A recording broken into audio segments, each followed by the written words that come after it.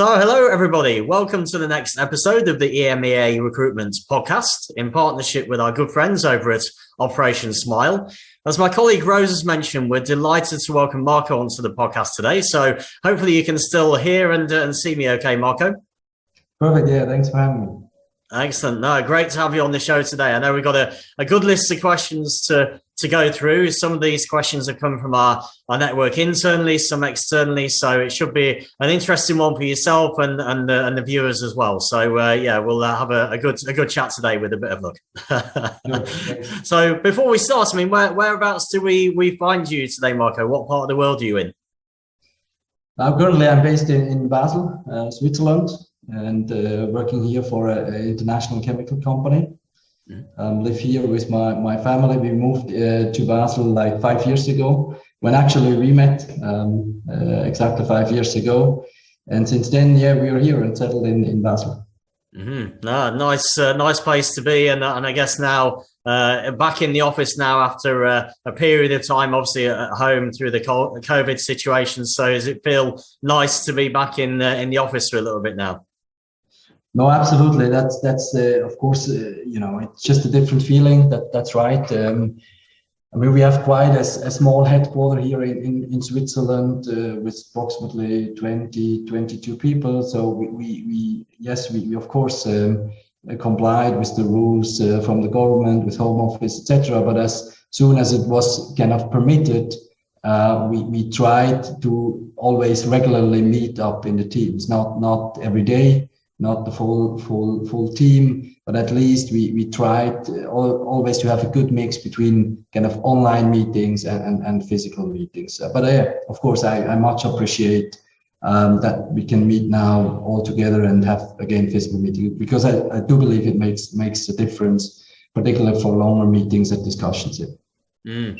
Yeah, I mean, it's one of those things that it has been a challenge for a lot of leaders in businesses and managers trying to motivate their teams, trying to keep on top of what's going on and keep the culture of a team and the culture of a business together when everyone's been working remotely so much over the last two and a half years, really. I mean, how have you found that to work for you? I mean, obviously, you mentioned you've got a sort of a balance of home and work life now, but there was periods where it wasn't an option. I mean, how have you found a way around that, really, in trying to keep the morale of the team going, keep the motivation going, but sticking obviously with the remote working at the same time? I think important to me was to realize that we need to communicate much more consciously. Because if you particularly being in the same office, you do a lot of communication unconsciously or informal kind of way, right? And being away or working remotely means that you really need to consciously communicate and be aware of, exactly as you're saying, how do I make sure that people stay motivated? How do I make sure that I regularly interact with the people, also informally, because that's still an important part of the communication, right? So I think that awareness, creating that awareness for myself, but also for the other leadership colleagues, I think that was the most important kind of thing, right? And then, as I said, we are a rather small headquarters here in Switzerland, where that is impacted from remote working, but the exchange with the other colleagues internationally or outside Switzerland, that didn't change so much. Now, of course, also in the past, we always visited the sites and locations frequently or regularly. But okay, that now maybe for 1 or 2 years was a bit less. So that impact was a bit less here. But otherwise, as I said, I think for whatever happened before physically now happened remotely over this last at least 2 years, it was important to just be aware of that and take that into consideration. Mm-hmm.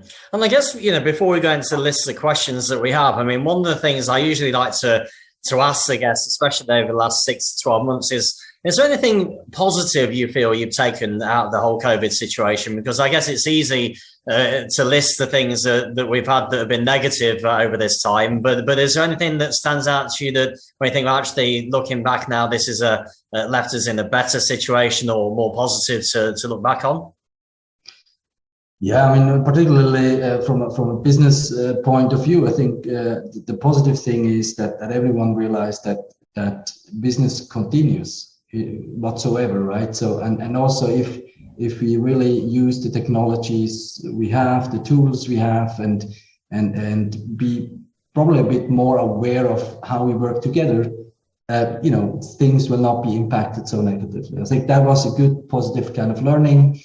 And then probably to really think more consciously again about how do I do these team meetings, how do I motivate people, etc. That's a very positive impact from this generally rather negative situation of COVID-19. Mm-hmm.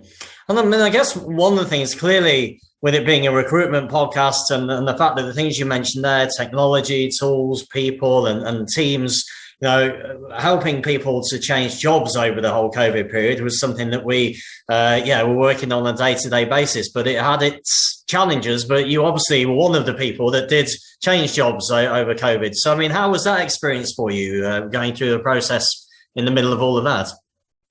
Well, I think it required just in general more flexibility. I saw it in my case itself, because I started in the middle of the lockdown.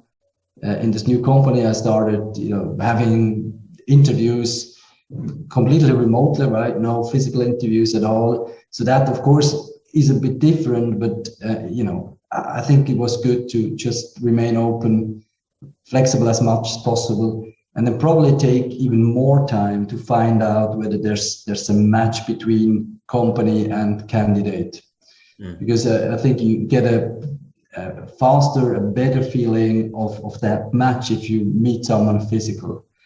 I think generally, maybe we talk about that later on as well. I think important in a kind of this hiring process is to take sufficient time to find out whether there's a cultural match between candidate and company for both. So most of the time should go into finding out exactly this one, and rather not on, tick the box on the technical capabilities, which you can do also online. That's not really a problem. But I think really finding out, whether this match is here, that probably required a bit more time. So we also consciously, told ourselves, let's take even more time when we do interviews. Let's do maybe another round and invite another colleague to speak to the candidate to really make sure that the candidate and the company is getting to a point where we can say, yes, it's a match or it's not a match from a cultural point of view. Mm-hmm. That was the difference. Yeah. No, I think it's really, really important, as you mentioned there, trying to get the cultural fit, and it's something we'll talk about also a little bit later on as well in terms of the importance of that. And as you mentioned, you changed roles over this time into the CFO at Cerdia. So one of the things I thought it'd be good to ask you is what it feels like now to be in this CFO position at Cerdia. Well, I'm generally extremely honored and happy, and I feel privileged to work for 1,100 great colleagues who are doing a fantastic job every day with passion and dedication. That is to me important. I also, really love to work in this environment here at Cerdia with the leadership team. We have a great team spirit. This is important. That is kind of what is positive about this change to Cerdia, and that is a little bit regardless of my particular position. I think whether I'm now CFO or not doesn't really change my kind of perspective or mood. For me, it's important that I do what I love to do, and that I love to work together with the colleagues. And that's the case, and that's why I'm super happy to have made that move. Now I think the position, of course, gives me probably a little bit more possibility to influence certain things, to drive certain things. But again, regardless of my particular position, I always try to put in 100% and come up with new ideas, try to solve problems, again, regardless of whether I'm CFO or not. So. Mm-hmm, mm-hmm. No, I mean, and I think you mentioned there, it's bringing new ideas, solving problems. I mean, it's something that's we've known each other for about 7 years now, and it's always seems to be a trait that you've always been involved in these kind of projects in your roles, regardless of the position or the company you've been within, So obviously you've had a really successful career to date, and had exposure to a wide range of different areas, whether it's managing mergers and acquisitions, corporate restructuring, change management, people management. There's a whole range of different areas you've excelled in, really. So I didn't know if there's these areas of success, whether there's certain things you can attribute to these successes, really. Anything you could say, well, yeah, these are the reasons why you've been successful in these areas.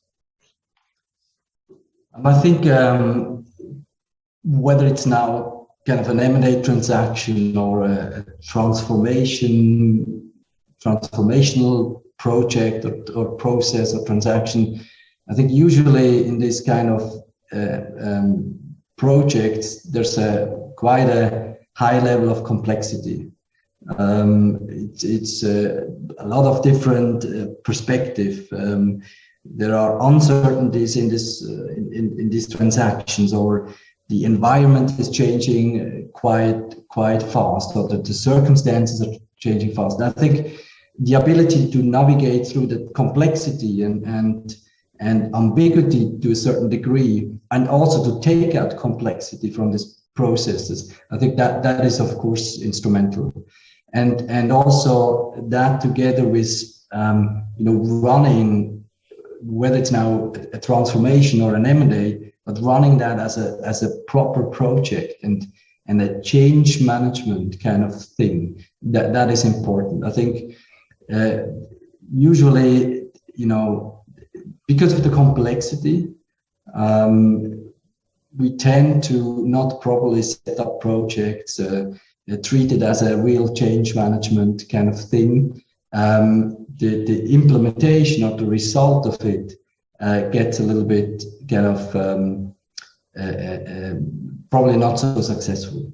And I think this one, so really navigate through the complexity, take out complexity, but run it really as a project and a change management, and smartly execute these projects. I think that is absolutely instrumental.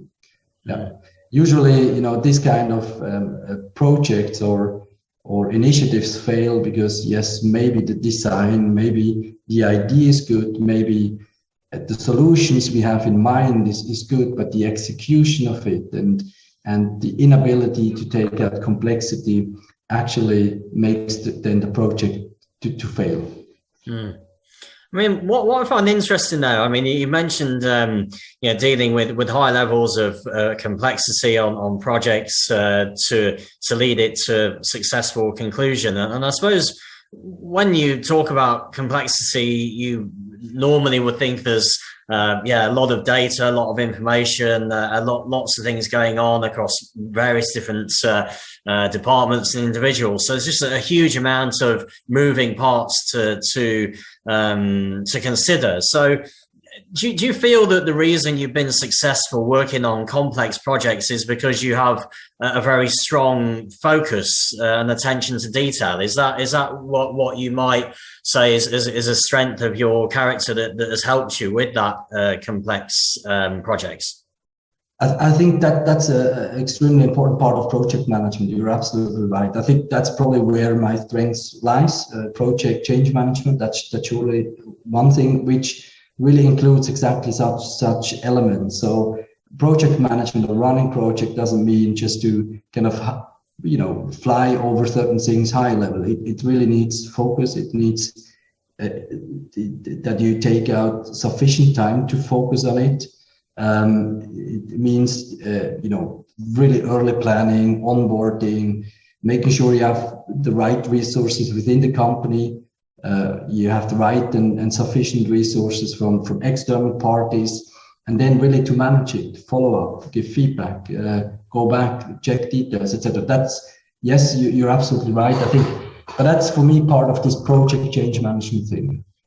That's why I'm saying usually these projects, they might look great on paper, they might make sense, but when it comes to execution, it becomes a challenge. And usually this execution is, yes, because we don't go into the details deep enough, or we don't put sufficient emphasis on certain aspects like resource management, backfilling of positions, managing deadlines, managing the details of certain activities, etc. I think absolutely that's fundamental and important for the success of such a project. Yeah. Mm. I mean, I guess behind all of this, you've got to really enjoy that kind of challenge. So I think you can see in the way you're answering these questions and the way you're talking about, complex change projects, is something you clearly enjoy. I mean, what is it specifically you enjoy about them, would you say? Well, it's the challenge itself. Absolutely, I think it's a complex or complicated question, and finding a solution to it. I think that is what generally motivates me.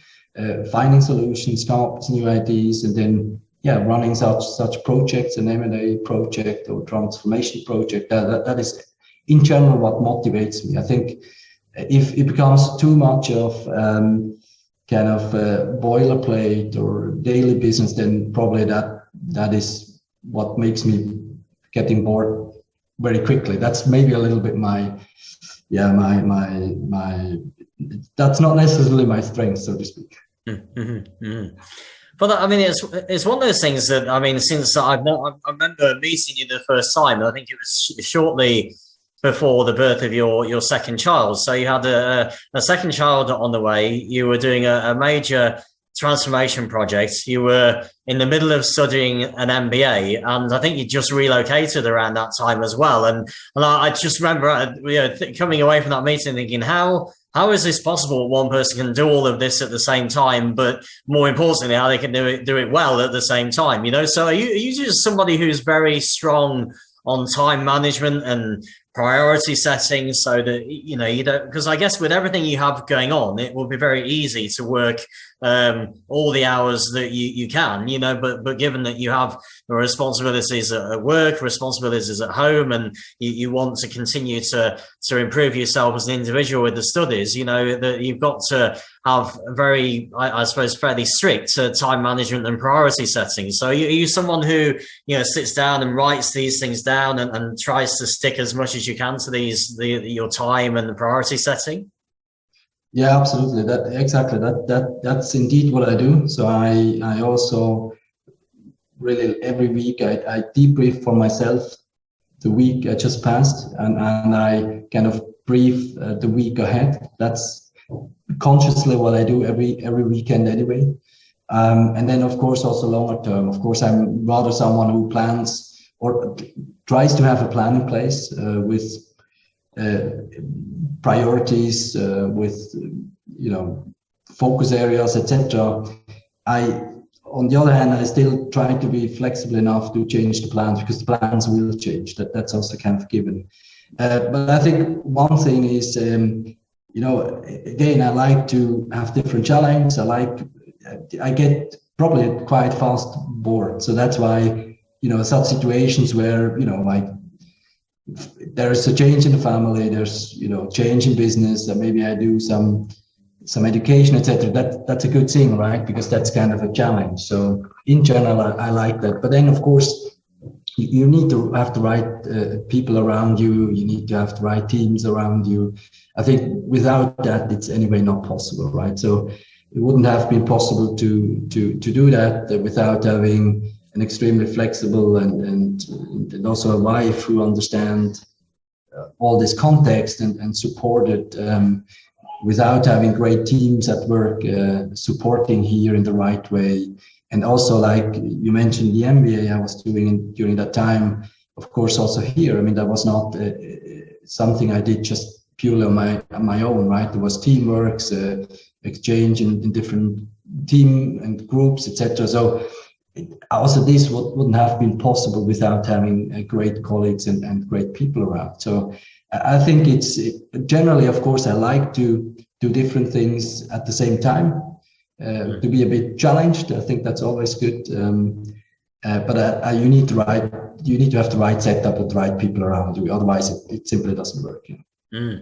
No, and it quite seamlessly moves on to my next question, actually, because that was going to be around having the right people around you. And I think it's, I mean, nobody would argue with that statement. You know, if your success can be almost related to the people you have around you. If you have good people in the team or a good manager, then you're likely to find success easier to come by, because you can work well with these individuals you're surrounded by on a day-to-day basis. But it's easier said than done, you know. So I wondered, seeing as you seem to be very successful at this, so what do you think have been some of the key steps that you've taken to ensure that you are recruiting great people around you?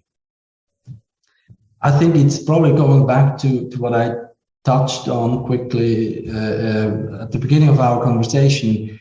I think my experience was that at the beginning I was focusing probably too much on the technical capabilities of candidates and trying to kind of tick the box rather than really focusing on the cultural aspect and this kind of matching from a personality point of view.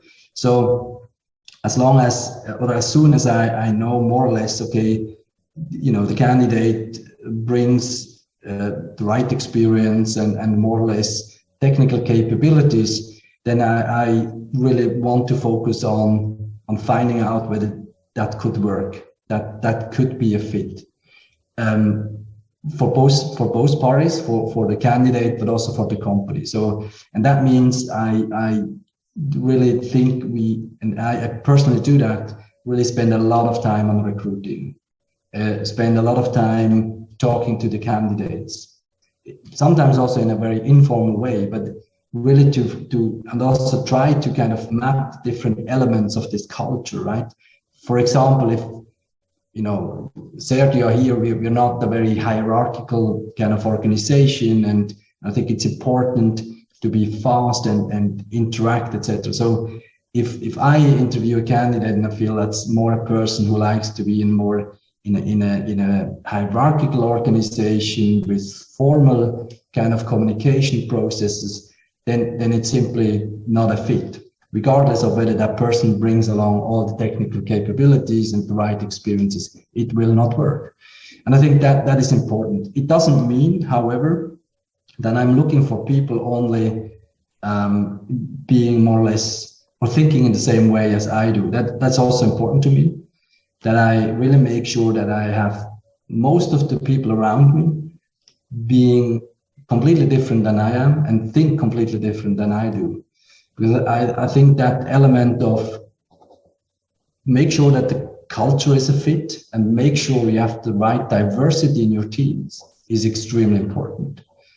Because only then I believe you can grow, you can become better as a team. Because if everyone is saying exactly the same way and the same thing, and no one is challenging each other, then the result will simply be less good, right? So and these elements, culture and this diversity factor, means I tend to spend a lot of time in just talking to the candidates, as simple as that. I make sure also other people talk to the candidates. So, I mean, I think that this way of looking at things, sort of combining the culture, the personalities, having a diverse group of people around, and then linking actually with what you've been talking about earlier with constant change and complexity and transformation. The bit that's sort of in the middle of this is what I guess the business world is facing right now, and certainly the finance function is key in this area, is the influence of BI and data on the discipline, because I think it affects the day-to-day running and expectations of a finance department, but also it changes what is expected of individuals who are in the discipline as well. So, I mean, I thought I'd ask you a question really around BI and data linked to this. I mean, how do you think it's going to affect the finance function in the future? significantly, I'm sure, and probably not just only the finance, but generally, because my feeling is, or also my experience is rather that we tend to spend a lot of time on, for example, data gathering and getting the details of whatever, and then we kind of have not enough time to really talk about solutions or the problems and implementing or deciding on corrective measures, and we kind of need to reverse that ratio, right? We need to make sure that we have extremely fast and in great details the data available in order to spend sufficient time on discussing solutions and implementing solutions, right? And for that we need BI, for that we need automation, for that we need data intelligence. So we need to kind of change that, in my opinion, still existing imbalance between how much time I need to gather data and to gather detailed data versus how much time I have to really manage the problems. So we need to change that. And I think the journey started some time ago with companies providing such tools. There are great tools in place already, and that journey will continue for sure. I think it becomes even more important in these days, like COVID, but also now current situation in Europe, because the volatility in general increased dramatically, and the visibility decreased, on the other hand, also dramatically, which means you need really very quickly, very fast data, most likely, and hopefully forecasting data, because you need to react extremely fast and you need to find solutions to navigate through that volatility and invisibility, right? So that's why I think that sometimes it sounds a little bit boilerplate, but I really truly believe we need to put more resources into changing that imbalance we currently still have between, as I said, data gathering, finding out details versus, managing the problems, managing the solutions. Mm. And I guess it's aligned with what you've been talking about through the discussion as well. It's a big challenge for the finance function that is going to be there for the next few years and maybe beyond that as well. And it does keep it exciting and varied, so it plays into what you've been talking about yourself earlier as one of the reasons you enjoy the function, because it is challenging and you are adding value to the business as much as to the finance field as well. So I thought that I'd ask you actually how you got into finance in the first place, because obviously, you usually find that people don't necessarily choose their career chooses them. So I just was interested to find out how you ended up doing your CPA and choosing finance in the first place, really. Well, it's a good question, which I ask myself every day. Why did I choose? No, it's a good question, and I try to find this out a couple of times, but probably it has to do to a great extent with like family background, I guess. Of course, what you talk over lunchtime with your parents early on will impact you later on, I guess.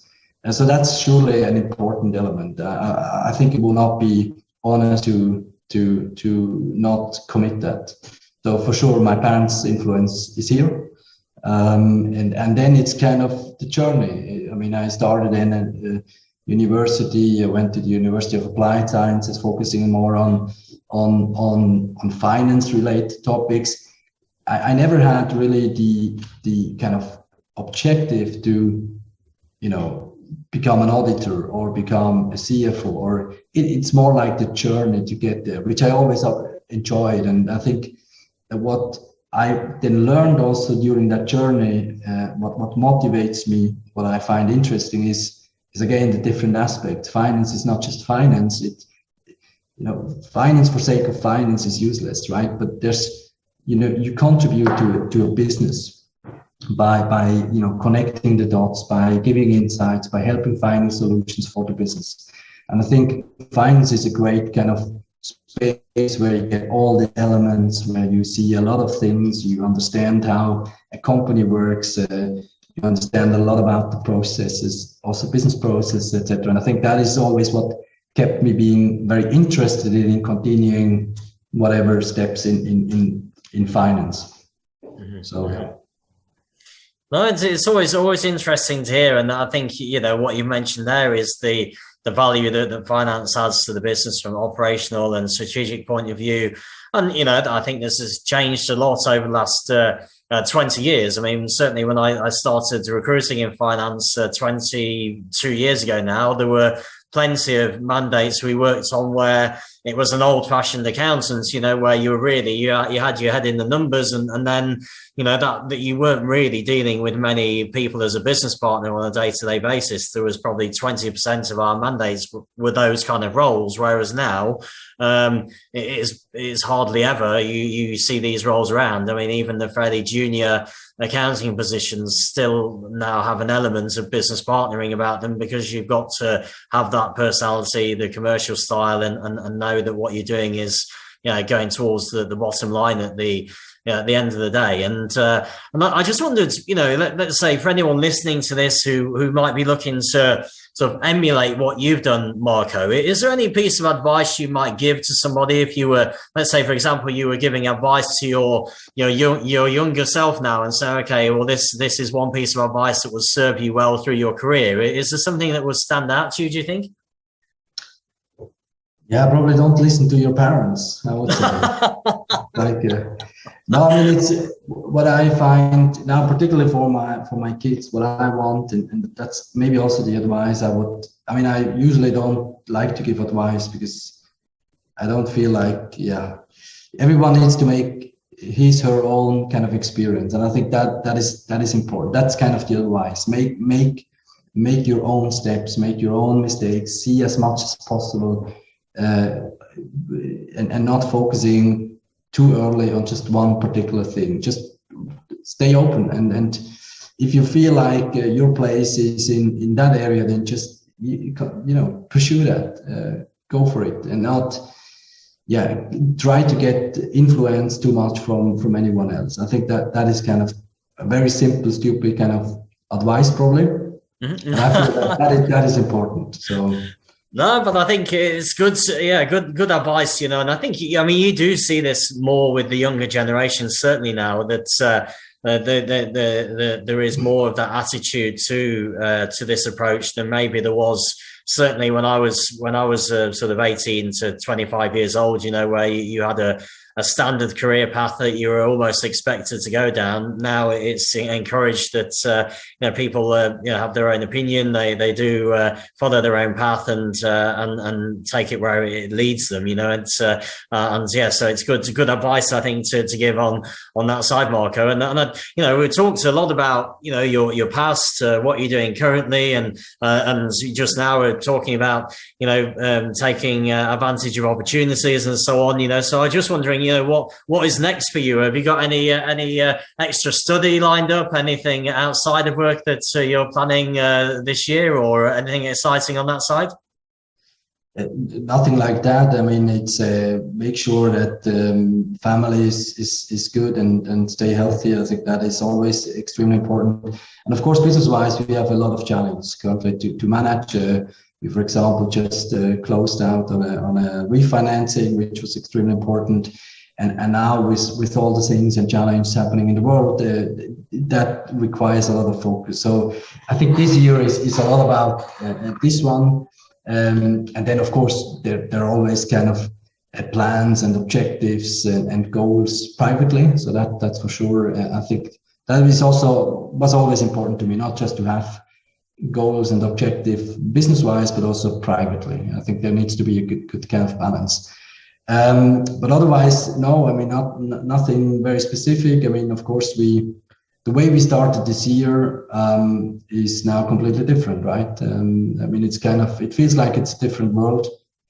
And of course, that needs probably also a little bit reshape of focus. And so that will be tough reality for this year.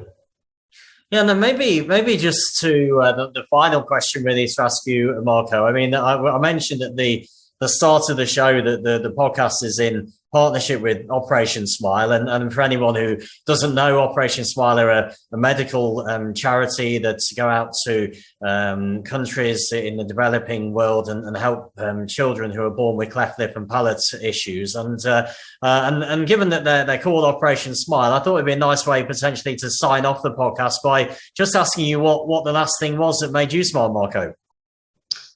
I'm generally a very optimistic and happy person anyway. So I think there are just a very few days where I wake up in the morning and I'm not smiling. So, but of course, what always makes me smile is I try to get up in the morning and take care of the kids every morning.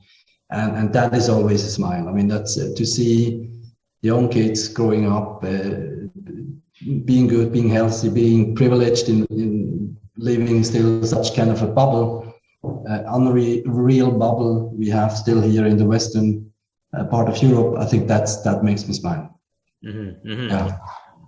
No, it's good. It's one thing you can be guaranteed of when you have children is that they make you smile. They can cause you a bit of stress here and there, but most of the time it's smiling. So that's always good news on that side. And yeah, I mean, I think it's been awesome to have you as a guest on the podcast, Marco. I know, I've taken a lot from it. I know the network and the audience will as well. And obviously, if they want to reach out and connect directly, what's the easiest way they can do that? Well, I'm on LinkedIn and all this business network anyway, and I anyway really appreciate those exchange and connections through such networks. And then if it comes to kind of physical touch points, then it's even better. So I'm someone generally very open for networking anyway. So yeah. Mm-hmm. Perfect. Well, what we'll do when we promote the podcast, we'll make sure it's easy to connect to you. We'll put your link on the promotion as well, so it's easy for people to make the connection. And but huge thanks once again, Mark. I really enjoyed it. I hope you enjoy the rest of the week, and we'll obviously keep in touch. Great. Thanks for having me, Paul. Perfect. Thanks a lot. Thanks. Bye. Bye, Paul. Bye.